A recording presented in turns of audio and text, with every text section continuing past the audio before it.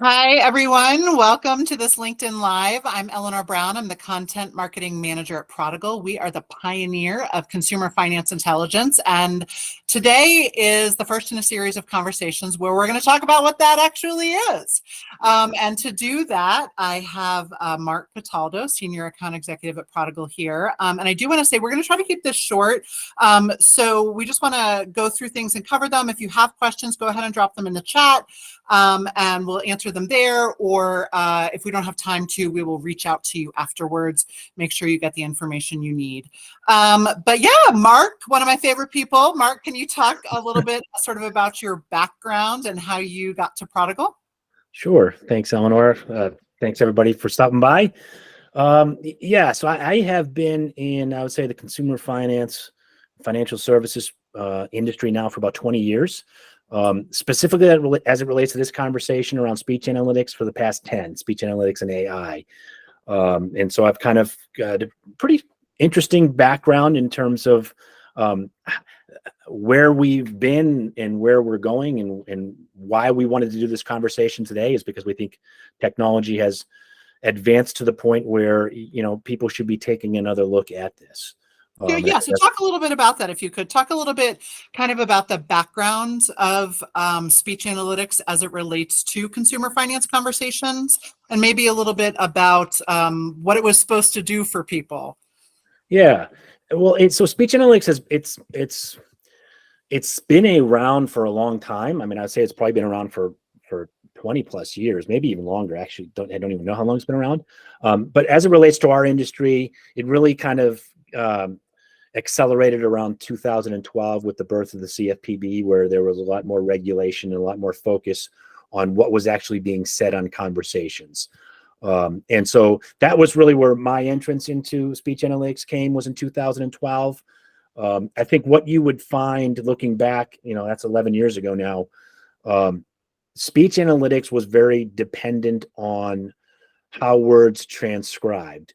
And I think that was kind of the beginning of the end for a lot of people who were dabbling with speech analytics back then. And what really led to, I think, this negative connotation around speech analytics and putting a bad taste in a lot of people's mouths was because they couldn't wrap their brains around the inaccuracies of the transcript, but more importantly, what that then meant from a process perspective for their organization. A false positive, an inaccuracy created so many different additional challenges for them that they probably weren't aware of. And so we had this, the speech analytics tool would create a transcript of a conversation, and then you would be trying to rely on that transcript, which was not totally accurate. You'd be using keywords and phrases kind of to try to find what you were looking for, right? And take action off of that. Yeah. And that was kind of the downfall. A lot of technologies out there required businesses and clients to hire full-time resources.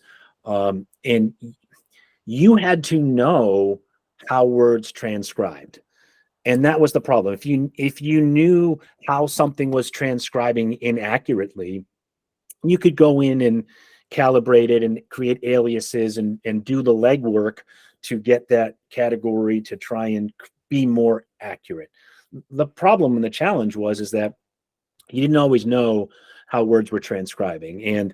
And what happened was, so many of these technologies, they became what we call transcription dependent. You were 100% relying on how something transcribed. And back then, technology was not as advanced as today. So it was transcribing every individual word, right or wrong, and then trying to look at words said before or after to hit on a category. And it became a very tiresome process to get those categories to a point where people were comfortable with the level of accuracy. And if you're, bonusing or compensating agents on the accuracy of those categories, because that's what you need them to do. Did they do this? Did they not do that? All that stuff. It needs to be accurate. And so I think a lot of people really didn't feel like the technology was there, and maybe they moved away from it, and they weren't able to really focus on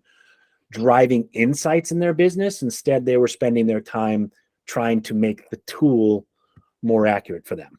So you have this great analogy when you talk about these things, where you talk about speech analytics being a fire alarm, but not a great first responder. Can you talk a little bit about that and what it means about people looking for insights and not being able to get them? Yeah. And I think that's where historically speech analytics kind of fell short.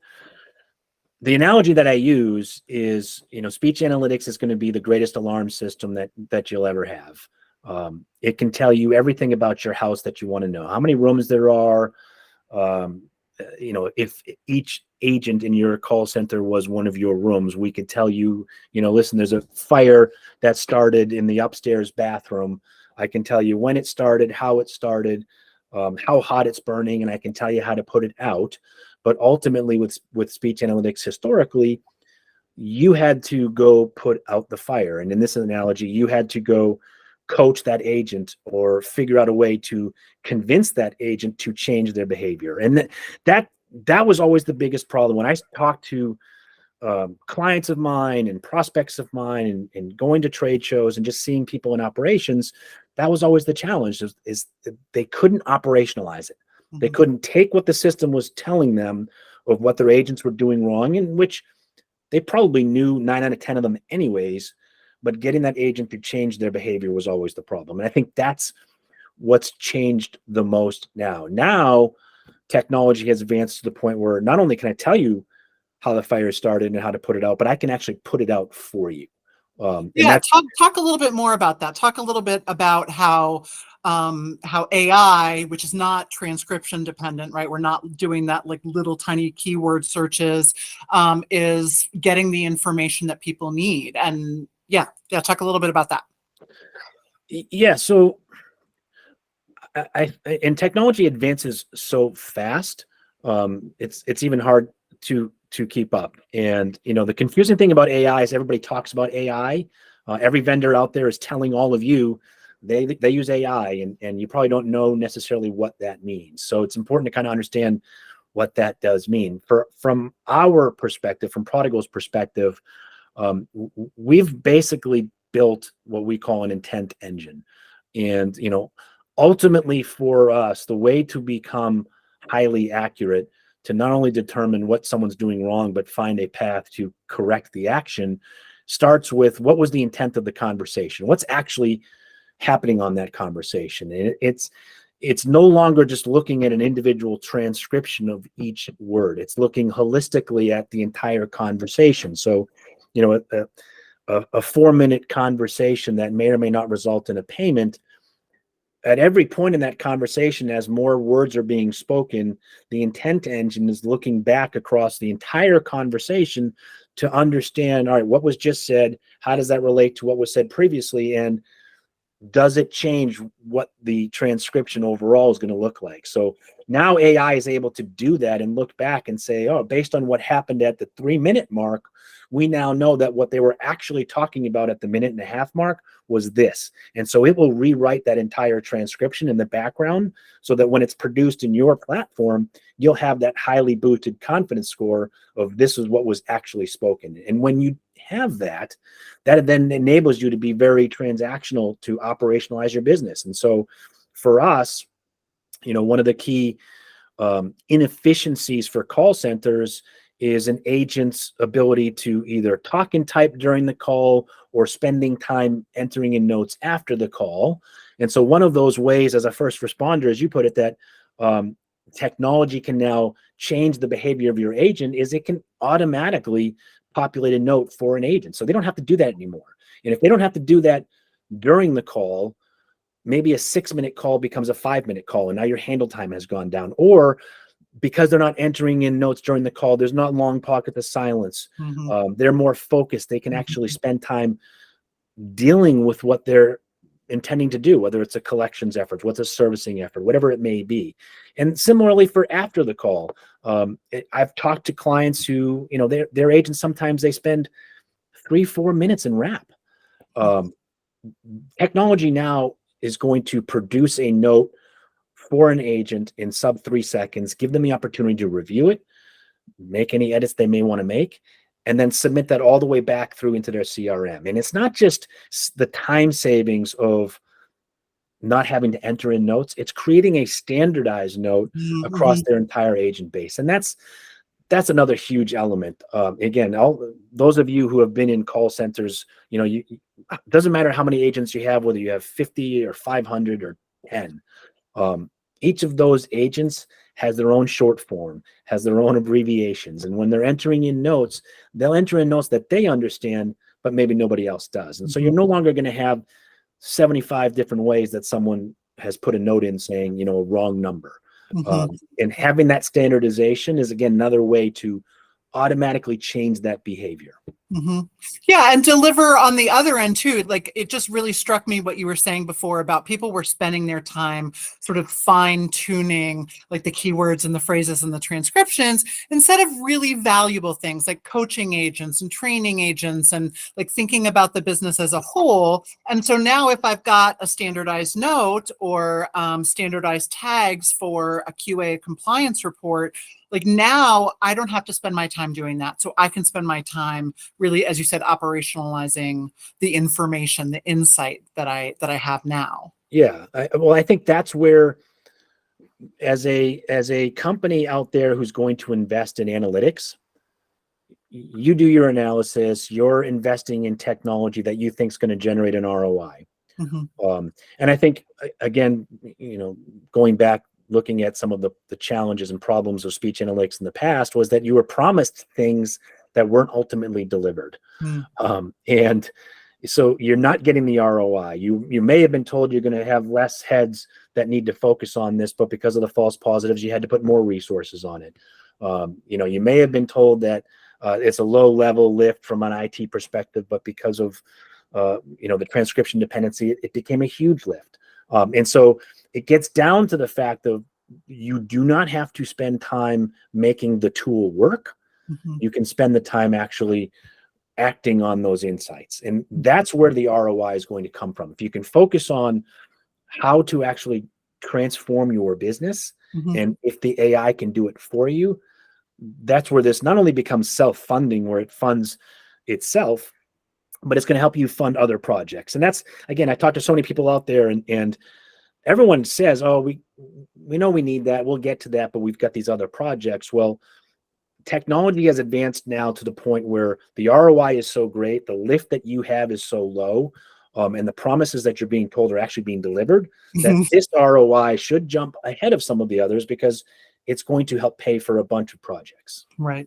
In both time and money. Yeah. Correct. So one more thing that I just want to touch on with you is, so I talked about consumer finance intelligence in particular, and one of the things that happened with those older speech analytics tools, and still happens now with lots and lots of analytics solutions, is that they're sort of everything to everybody. So can you talk about what it means to be focused on consumer finance? Like that we at Prodigal, for example, like our intent engine is trained on consumer finance. What does that mean for folks in that industry? Yeah, it's just another kind of element to understanding their business. There are other vendors who've been around longer than us, and they have a more kind of universal solution that crosses many different industries, and that's great. The challenge then becomes, how do you get specific to what we do?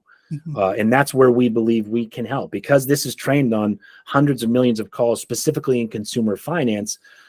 It will enable the system and the models to be trained at a highly boosted confidence level. And the more the models are trained, the more confidence that the system has in what's actually happening from an intent on that conversation, the greater capacity our clients have to, trust what's being said, to act on that and operationalize it. And, again, getting back to the level of lift that you would have, because you don't have to hire a full-time resource in Prodigal's platform, you use this not too dissimilarly to how you use LinkedIn or Facebook or Twitter. There's kind of an input mechanism of a thumbs up or a thumbs down, and that enables you to help train the model. So every time something you're going through, if someone from quality or compliance is in Prodigal's system and they see a tag hit that's accurate, they thumbs up, trains the model. They see something that's inaccurate, they thumbs down, and it gives them a little input there where they can add more color if they want to.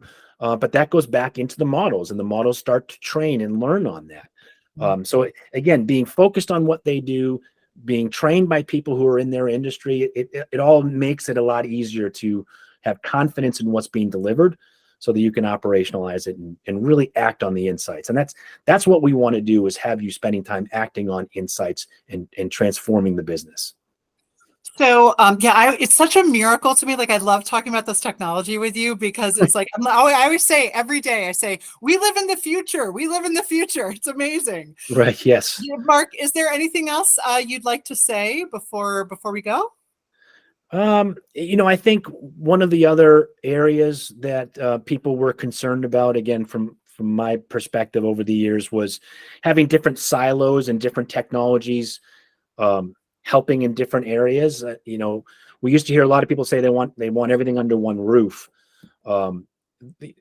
We are trying to do that, but from a voice analytics perspective, meaning you no longer have to have a siloed speech solution over here and a siloed real-time solution over here, and then a note solution.